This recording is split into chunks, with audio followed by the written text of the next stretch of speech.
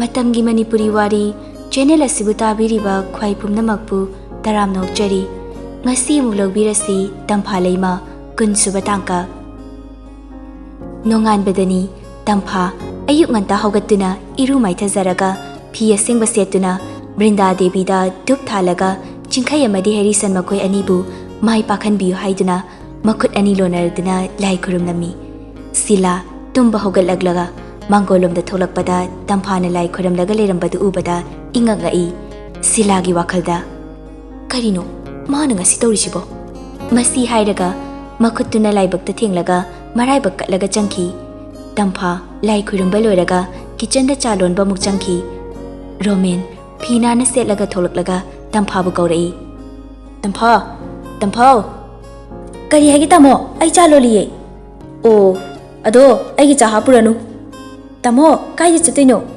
ngasi di ai imanabagi luhongmagi yum semjelibido adugi thabak khra yawbirukige masi hairam laga thokri Tampha cha lonba loiraga tree amada cha kap ahum haplaga mapanda puthoraklaga mamada ama mapada mapi sila cha de loraga nabungna chaliduna karaidani hairino moi mamanabagi luhongbagi yum semjinbado adugi thabak khra yawrgi hairamani ma amane sumaina sumlai rasunu Yum sigi mawa mata pusira haibasi yade Nore na amu Hai kanararoi Nang aigi imitane imau masak uba phangdana ne shiba soidrabani Kanade Nong mi chaga thengnaba sonido adu hekta hairasi number su nangonda leraba natro mangonda phone tawraga wadu hekta haudoklasi hairune mi khangnajaba leramgani aima wadu hangdoklagadi khangoidro hairagadi yengba tabani yaraga yare yadraga toe Kaino sibu wa moine hek tawradana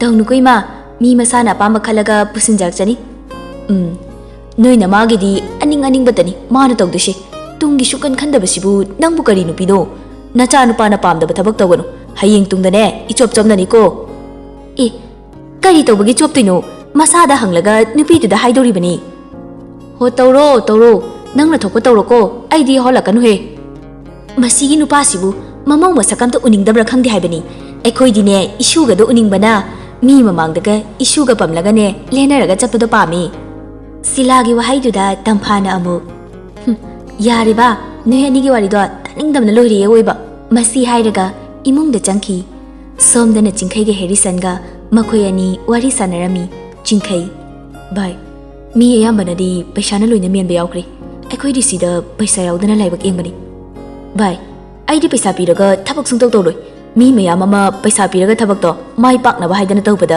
arembada paisa manglaga toknarisini bai ima baba do leijaramlabadi aigi awabase khara makaidi koklamgadabani ko mado aingonda su phawdaba nati bai ado haujikti madu pumnamak to kaukthokpa tamnase sum ningsinglaga leirabadi amata yararoi chingkhai mitludagi pi sintharaklaga ngasidi ai yamna kapninglei bai ai mukdonba mise sangsar sida leramkidra Yare bai nungai tabado sum khalaga lerabadi kamaina thabak se pangba ngamdoino se lairik se pause hayeng hanchi tangari written test tawgadaba asida khoi mai pakpa ngamnaba kanna hona hogadabani bai ei Tamphagi khalaga hinglabani adu natragadi ei ngahani isorgi khuya talamgani pharise phataba wakhal su panghana khanjinganu se lairik tum pasisi makhoi ani asumna lairik tamai onsinduna paminaki matama sumaukhibana written test loikre Medical khaktangai silakli laibak tibadi Harrison khongda soyambadagi medical aduda khalaktrي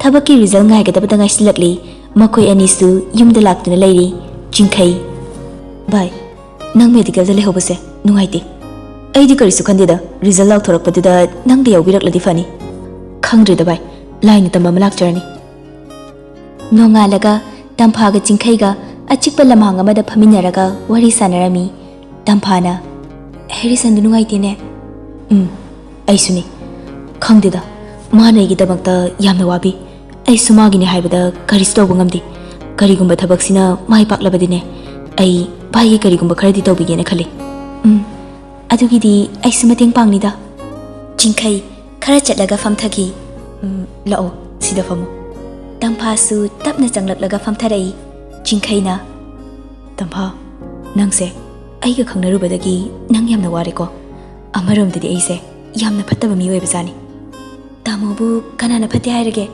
aina fatabagi natro nangbu aina yamna wahalise tamona phate khalisu aigi famdari tamose yamna phai aigi di asingbai puroi boy gadori bini masi hairaga makhut khubak ado makhada nambada ye thangba khutki khuyai aduda dumma mana thili tampha ayu hairaga makhut adu yengi jingkhai su pakhatna kaidoragi haiduna tampha gi makhut adu pairaga dumma du satokna ba honei dumma du hek satokpaga I ado brulauna kam thorak paduda jingkhai gi maya da chupsilaga thamlaga tampha munni yenglei tampha sui kairaduna makhut ado phat satoki jingkhai tampha gi mamai da directly sainona da hugat piraga hairei nangon da usi phangli ba chaina do aingon da su phaurak pagum na tawi tampha jingkhai ado inthoklaga as chatho hainade khangde da ai se nangna pangpa da pakhat prakarino aina di nangbu nusidana sum tawbasida wakalda lane hekta pui ho yare paktre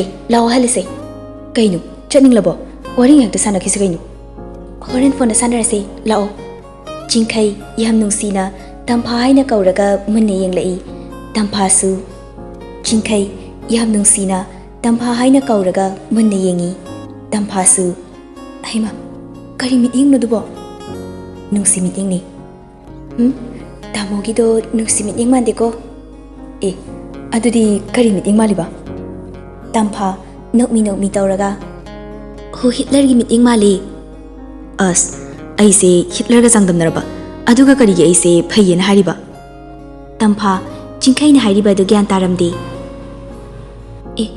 karino tamona haridubo ngasai aina aise yamna phattaba mini haibada nangna aise phayena haridudi aduga hojikna mo Hitler gi meeting mali haikidaine nati Hitler sibu kayam phaba mino handakti tampha snoklaga as ai di babam da khalure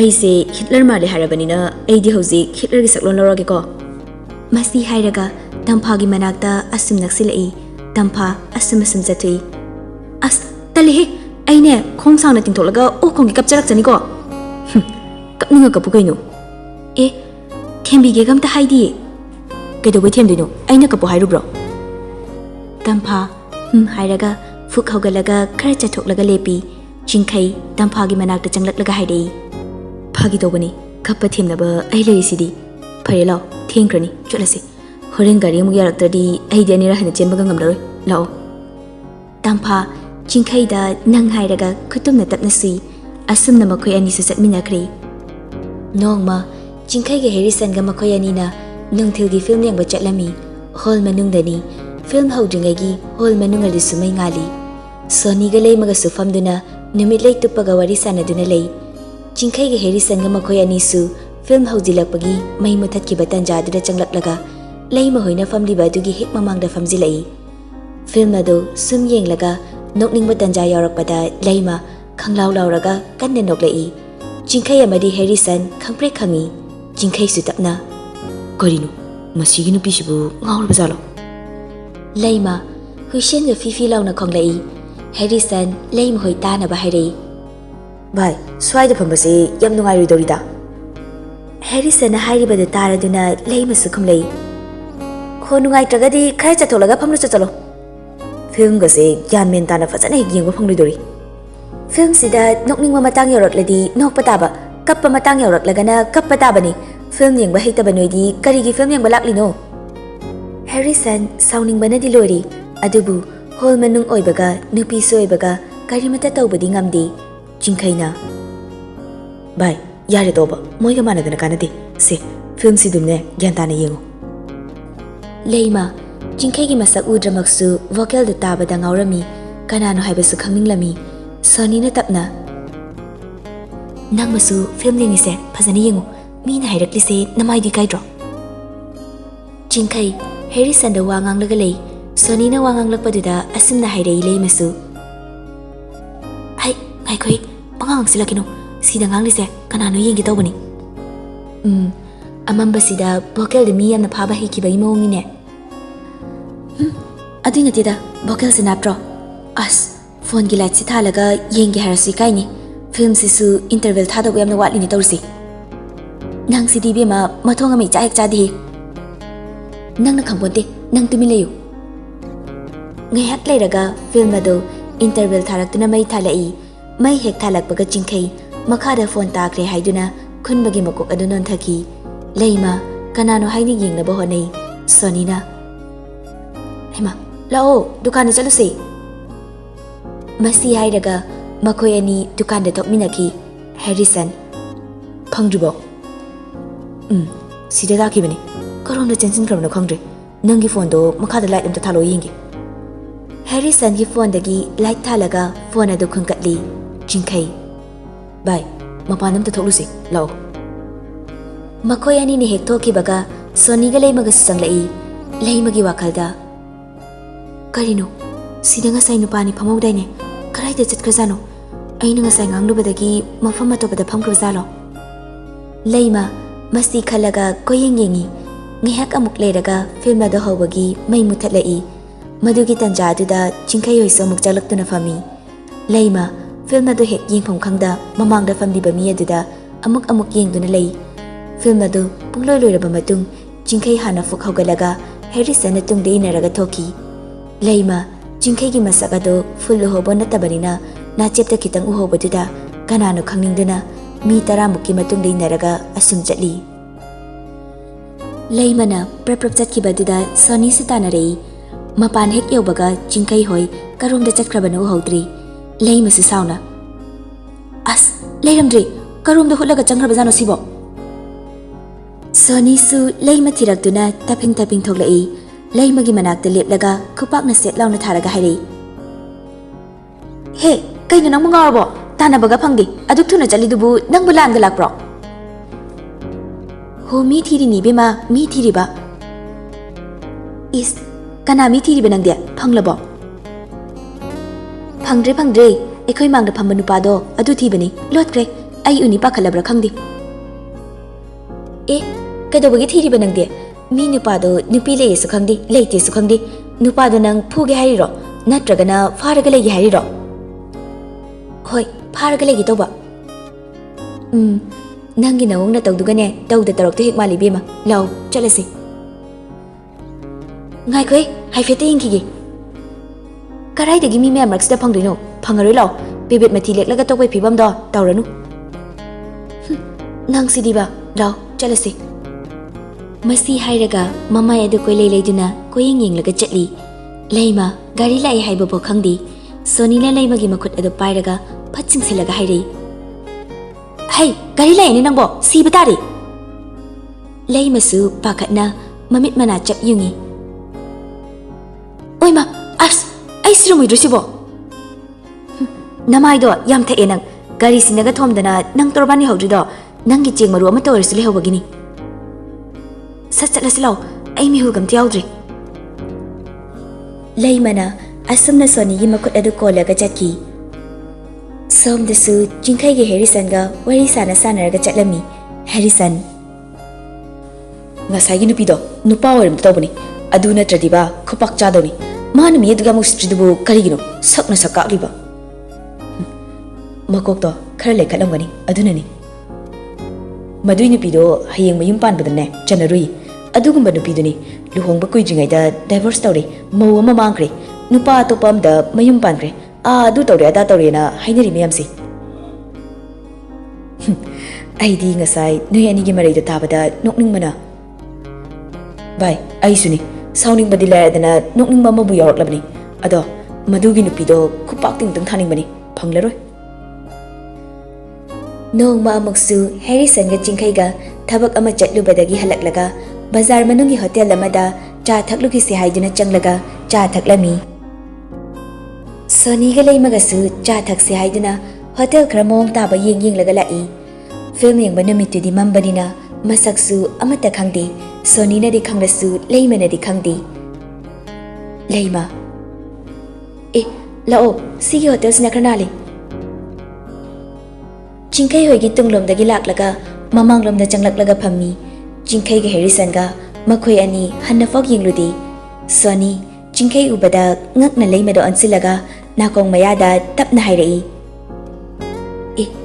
leima tu yengu leima su tapna ha kaino Sida famlise kanano yungu. Laima Jingkai hoida yenglai. Sida Jingkai ni ne. Laima phone adu lauthoklaga Jingkai gi number adu puthoklaga phone adu sum paisina basaraga call tausili. Jingkai su phone la haiduna pocket tagi phone adu lauthoklaga yengi. Harrisana kanano khangde safe level number nati. Oh adu oragana receive tawraga yengudana. Jingkai call adu receive tawi. Laima phone adu fat kakthaki. Jingkai na hello hello kaktat kramale ni. Sani ga Laima gadi machin kumlaga tumin no i. Laima amuk su call tawsilai. Jingkai adusu amuk receive hek tawbaga call adu kakthaki. Harrisana karamba makhagi mi wari jano phone tawraklaga pangkakta kakthali dubo. Makok chakpa mi oramni. Madugumba number du ne block thamjingo matungda ne amuk hana phone tawraktanaba. Masi hairaga Jingkai makhoi ani mamaido haifet non khalakpada Soni phamlaga leibadu urei. Laima thawai sa sadana karimta khangdaba tawjadaba manaba haiduna mana thokpa ma tawraga lei. Harrison makhoi ani tapna wari sanai. Sigi nupi se noida leirambado natro. Ai sumale khalini. Manida. Laima makhoi ani di cha thaklaga mama adu non tharaga lei. Harrisona Bye, namta kaudana. Jingkai na. Soni natro. Soni, mama adu non khalaglaga. Mani haina kumlai. Jingkai na mo. Kai di jalino. Sida pot lebela ambani, dada hoidi. Koi di tabagam gi sumla paduda kaino macha ki sena sanglapani. Laima di Jingkai da mamit guptana yengduna lei. Harrisona Laima gi mawang adu ubada karino mana taurisina Jingkai da asukmani yenglisibu yenglinglaga yengzau mi gi di mapu pankrabani namito kaiba makai yengisi yengu haina khali. Jingkai hogatlaga adudi ekoi mu chaluki gi. Masi hairamlaga Harrison makhoi ani chatkri. Laimana Jingkai na chatkiba maike adu yenglaga chatkri ni haiduna Jingkai uraktabadagi amuk hogatlaga yengi. Soni Laima gi makhat ado tap pairaga Jingthai. Kaino nang tori dubo. Law chalase. Aine nangga chatminabada ai sungaudore. Masi hairaga Laima puraga chatki. Khara leiraga Tampha magi hanagi makok ngaubidu horaktuna phamungdi hiplaga leirami. Sila Bima hogalone adum hipchilaga leiridubu nangbu nasangamdabro. Mama na hanglakliba adu Tampha su tapna kumlai. Ma, ay kok siyam na ngawi. Hay ma, hanagi na kok ngawi do mo horak labazalo, doktor da talaga yung thoklu siro. Yarni day ma. Khangri day ma su, doktor da talaga ngayak yung thoklu ba na di pa ba ni? Ma, ay kays daw di, adam tap na pazagini. Hore na bung do halaklaga ne, ngayak cha thoklu ra si doktor da. Ma, ay kays daw ra ba ni? Chalo. Anh hẹn tập thagi. Sila hek thoki baga Jingkai gi ko lai. Jingkai. Hello. Kidorige. Kaistau de sum hip lambani. Karino. Aduk tam nang ngai dubo. Ai ga wari sana base yam haina drabo. Adai nati da. Isa kra nungai tabasida wa ga kana ngang ning ba pok draba. Adugini. Jingkai di pakana. Ha, kariyo ina ngamdri noise. Ngasai ni ngon hairak pa yadro. Kok na huzita ngauraga ngasai ni hairak ka dra haise. Hida ka chadro nangbo. Chadi. Hidak tu chashin bi yadro. Kok ngaw ni shun leirabadi yararoi. Kok ngaw ba kok chikpada wase mit ki disu problem leibani. Doctor da chatlaga amuktang fazani yengtho. Aduga BP disu sek amuktang tokto. Nang na noi ma hoi ka chatpata lagasu ay ka chatminarusi. Matanda dum tapna phaginida. Hanasu sumaina tawbada ngihak leiraga dum phagi. Ado tamo higi thabakto haidorakadaba kyam walige.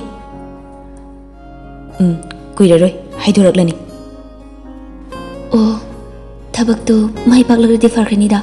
Ai tasengna tamo ge wabadi yengba ngamdi. Tampha ꯅꯪꯁꯦ ꯑꯩꯒꯤꯗꯤ ꯑꯁꯦꯡꯕ ꯅꯨꯡꯁꯤꯕꯅꯤ ꯀꯅꯥꯒꯨꯝꯕ ꯑꯇꯣꯞꯄ ꯅꯨꯄꯤ ꯑꯃ ꯑꯣꯏꯔꯝꯂꯕꯗꯤ ꯑꯩꯕꯨ ꯄꯨꯄꯥꯡꯁꯨꯗꯕ ꯃꯆꯥꯅꯤ ꯍꯥꯏꯗꯨꯅ ꯑꯍꯦꯟꯕ ꯑꯃ ꯊꯤꯗꯨꯅ ꯑꯩꯕꯨ ꯊꯥꯗꯣꯛꯂꯝꯂꯒ ꯆꯠꯈ꯭ꯔꯅꯤ ꯅꯪ ꯑꯣꯏꯕꯒꯤ ꯑꯩꯕꯨ ꯉꯁꯤ ꯐꯥꯎꯕꯗ ꯑꯩꯒꯤ ꯑꯋꯥꯕꯗ ꯁꯔꯨꯛ ꯌꯥꯗꯨꯅ ꯂꯥꯛꯂꯤꯕꯅꯤ ꯍꯥꯏꯖꯤꯜꯂꯤꯁꯤ ꯌꯦꯡꯉꯨ ꯇꯝꯐꯥ ꯑꯁꯦꯡꯕꯅꯤ ꯑꯩ ꯅꯪꯕꯨ ꯌꯥꯝꯅ ꯅꯨꯡꯁꯤ ꯄꯨꯟꯁꯤꯒꯤ ꯊꯥꯗꯣꯛꯇꯨꯅ ꯆꯠꯄꯁꯨ ꯉꯝꯂꯣꯏ ꯊꯋꯥꯏꯒ ꯍꯛꯆꯥꯡꯒ ꯑꯅꯤꯁꯦ ꯀꯩꯗꯧꯅꯨꯡꯗ ꯈꯥꯏꯗꯣꯛꯅꯕ ꯌꯥꯔꯣꯏ ꯊꯋꯥꯏ ꯌꯥꯎꯗ꯭ꯔꯕ ꯍꯛꯆꯥꯡ ꯑꯗꯨꯅ ꯀꯔꯤꯕꯨ ꯇꯧꯔꯨꯅꯤ ꯄꯥꯡꯊꯣꯛꯅꯤꯡꯕ ꯊꯕꯛ ꯄꯥꯡꯊꯣꯛꯄꯁꯨ ꯉꯝꯂꯣꯏ ꯑꯗꯨꯒ ꯍꯛꯆꯥꯡ ꯌꯥꯎꯗ꯭ꯔꯕ ꯊꯋꯥꯏ ꯑꯗꯨꯅ ꯑꯍꯥꯡꯕ ꯃꯥꯂꯪꯂꯛꯇ ꯀꯣꯏꯄꯥꯏ ꯄꯥꯏꯗꯨꯅ ꯋꯥꯅ ꯂꯩꯍꯧꯒꯅꯤ ꯇꯥꯃꯣꯁꯦ ꯄ꯭ꯔꯃꯥꯟ ꯌꯥꯝꯅ ꯍꯩꯌꯦ ꯑꯗꯨꯕꯨꯗꯤ ꯅꯪꯅ ꯇꯝꯕꯤꯔꯤꯗꯨꯗꯤ ꯑꯩꯅ ꯀꯥꯏꯗ ꯇꯝꯕꯤꯔꯤꯕ ꯏꯁ ꯇꯝꯕꯤꯔꯤꯗꯨꯗꯤ ꯇꯝꯁꯨ ꯇꯝꯗꯅ ꯇꯝꯃꯤ ꯇꯥꯃꯣ ꯑꯩ ꯁꯥꯎꯔꯒꯦ ꯁꯥꯎꯔꯧꯅꯦ ꯇꯥꯃꯣꯅꯒ ꯑꯗꯨꯃꯥꯏꯅ ꯍꯥꯏꯔꯗꯤ ꯑꯩꯗꯤ ꯁꯨꯡꯁꯥꯎ ꯁꯥꯎꯕꯤꯔꯣꯏ ꯐꯔꯦꯅꯦ ꯁꯥꯎꯗ꯭ꯔꯗꯤ ꯑꯩꯁꯨ ꯅꯪ ꯊꯦꯝꯕ ꯉꯝꯖꯔꯣꯏ ꯐꯔꯦ ꯑꯗꯣ ꯇꯝꯐꯥ ꯅꯁꯥꯁꯨ ꯉꯝꯗꯦ ꯍꯥꯏꯕꯅꯤꯅ ꯉꯥꯏꯍꯥꯛ ꯄꯣꯊꯥꯔꯣ ꯑꯗꯣ ꯆꯥꯛ ꯆꯥꯗꯕꯗꯤ ꯇꯧꯒꯅꯨꯀꯣ ꯍꯣꯏ ꯑꯗꯣ ꯍꯌꯦꯡꯗꯣ ꯄꯨꯡ 9ꯗ ꯊꯣꯛꯂꯛꯑꯣ ꯀꯔꯤꯒꯤꯅꯣ ꯊꯣꯛꯇ ꯊꯣꯛꯂꯛꯎꯅꯦ ꯍꯣ ꯑꯗꯣ ꯀꯔꯤꯒꯤꯅꯣ ꯍꯥꯏꯕ ꯍꯣ ꯗꯣꯛꯇꯔꯗ ꯆꯠꯂꯨꯁꯦ ꯍꯥꯏꯕ ꯊꯣꯛꯂꯛꯇꯕ ꯌꯥꯔꯣꯏꯀꯣ ꯊꯝꯃꯦ ꯃꯁꯤ ꯍꯥꯏꯔꯒ ꯇꯝꯐꯥꯅ ꯋꯥ ꯉꯥꯡꯕ ꯉꯝꯗꯅ ꯐꯣꯟ ꯑꯗꯨ ꯐꯠ ꯊꯝꯈꯤ ꯆꯤꯡꯈꯩ ꯂꯣꯡꯅ ꯍꯤꯞꯂꯒ ꯋꯥꯈꯜ ꯅꯨꯡꯉꯥꯏꯇꯅ ꯁꯨꯝ ꯍꯤꯞꯂꯒ ꯂꯩ ꯍꯦꯔꯤꯁꯅ ꯚꯥꯏ ꯀꯩꯗꯧꯔꯦ ꯎꯪꯂꯒ ꯂꯩꯔꯤꯗꯨꯅ ꯇꯝꯐꯥꯗꯣ ꯃꯁꯥ ꯉꯝꯗꯦꯅ ꯍꯥꯏꯌꯦ ꯍ ꯀꯌꯥꯝ ꯀꯟꯅ ꯉꯝꯗ꯭ꯔꯤꯅꯣ ꯍꯥꯏꯁꯤꯕꯣ ꯃꯀꯣꯛ ꯉꯥꯎꯋꯦꯅ ꯍꯥꯏꯌꯦ ꯀꯣꯛ ꯃꯆꯥ ꯑꯃ ꯉꯥꯎꯕꯒꯤꯕꯨ ꯆꯠꯂꯣ ꯑꯗ ꯑꯗꯨꯗꯅꯦ ꯊꯋꯥꯏ ꯋꯥꯒꯗꯕ ꯅꯠꯇꯦ ꯍꯧꯒꯠꯂꯨ ꯂꯥꯛꯑꯣ ꯒꯥꯔꯤꯁꯦ ꯑꯃꯨꯛꯇ ꯁꯦꯝꯃꯤꯟꯅꯔꯨꯁꯦ ꯏꯊꯟꯇ ꯁꯦꯝꯕꯗꯣ ꯌꯥꯗ꯭ꯔꯦ ꯍꯣꯏ ꯚꯥꯏ ꯂꯥꯛꯑꯒꯦ ꯁꯠ ꯂꯥꯛꯑꯣꯀꯣ ꯆꯤꯡꯈꯩ ꯐꯃꯨꯡꯗꯒꯤ ꯀꯨꯝꯊꯔꯛꯂꯒ ꯒꯥꯔꯤ ꯁꯦꯝꯕ ꯊꯣꯛꯈꯤ ꯁꯣꯅꯤ ꯂꯩꯒꯤ ꯏꯁꯤꯡ ꯆꯥꯏꯗꯨꯅ ꯂꯩꯔꯤꯉꯩꯗ ꯂꯩꯃ ꯂꯥꯛꯂꯝꯃꯤ ꯑꯗꯨꯒ ꯃꯥꯡꯒꯣꯜꯗ ꯀꯥꯈꯠꯂꯒ ꯐꯝꯈꯤ ꯁꯣꯅꯤꯅ ꯀꯔꯤ ꯂꯩꯔꯒꯦ ꯑꯦ ꯅꯣꯏꯗꯒ ꯂꯥꯛꯄꯁꯦ ꯌꯥꯝ ꯀꯥꯏꯔꯕꯣ ꯀꯥꯏꯗꯦꯗ ꯁꯣꯅꯤ ꯃꯥꯡꯒꯣꯜꯗ ꯀꯥꯈꯠꯂꯛꯏ ꯑꯗꯨꯒ ꯂꯩꯃꯒꯤ ꯃꯅꯥꯛꯇ ꯐꯝꯊꯔꯛꯏ ꯂꯩꯃ ꯃꯣꯏꯗ ꯑꯝꯇ ꯆꯠꯂꯨꯁꯤꯔꯥ ꯑꯦ ꯀꯅꯥꯅꯣ ꯃꯣꯏꯗ ꯍꯥꯏꯗꯦ ꯍꯣꯏ ꯆꯤꯡꯈꯩ ꯍꯣꯏꯗ ꯑꯦ ꯀꯔꯤꯒꯤꯅꯣ ꯍꯥꯏꯁꯦ ꯁꯨꯝ ꯆꯠꯂꯨꯁꯦ ꯃꯥꯗꯤ ꯃꯁꯥꯒꯤ ꯃꯌꯨꯝꯗ ꯂꯩꯔꯝꯃꯣꯏꯌꯦ ꯃꯥꯒꯤ ꯃꯃꯥꯟꯅꯕ ꯅꯍꯥꯟ ꯊꯦꯡꯅꯕꯗꯣ ꯑꯗꯨꯗ ꯂꯩꯌꯦꯅ ꯍꯥꯏꯒꯨꯝ ꯇꯧꯕꯅꯤ ꯍꯣ ꯑꯗꯨ ꯑꯣꯏꯔꯁꯨ ꯀꯩꯗꯧꯒꯦ ꯑꯗꯣ ꯑꯃꯨꯛꯇ ꯆꯠꯃꯤꯟꯅꯔꯨꯁꯦ ꯃꯌꯨꯝꯒ ꯈꯪꯗꯦ ꯏꯕꯦꯝꯃ ꯑꯩꯗꯤ ꯃꯐꯝꯗꯣ ꯌꯧꯕꯨ ꯌꯧꯔꯗꯤ ꯍꯪꯂꯒ ꯊꯤꯕꯗꯅꯦ ꯏꯔꯥꯏ ꯂꯥꯏꯕ ꯊꯕꯛꯅꯤ ꯑꯗꯨꯗ ꯀꯣꯛ ꯁꯥꯗꯧ ꯅꯠꯇꯦ ꯍꯣꯏ ꯍꯣꯏ ꯅꯪꯅ ꯂꯣꯏꯅ ꯍꯦꯛ ꯈꯪ ꯎꯕꯤꯕꯁꯤ ꯃꯉꯥꯏꯔꯦ ꯑꯗꯣ ꯁꯣꯏꯔꯔꯣꯏꯁꯤꯀꯣ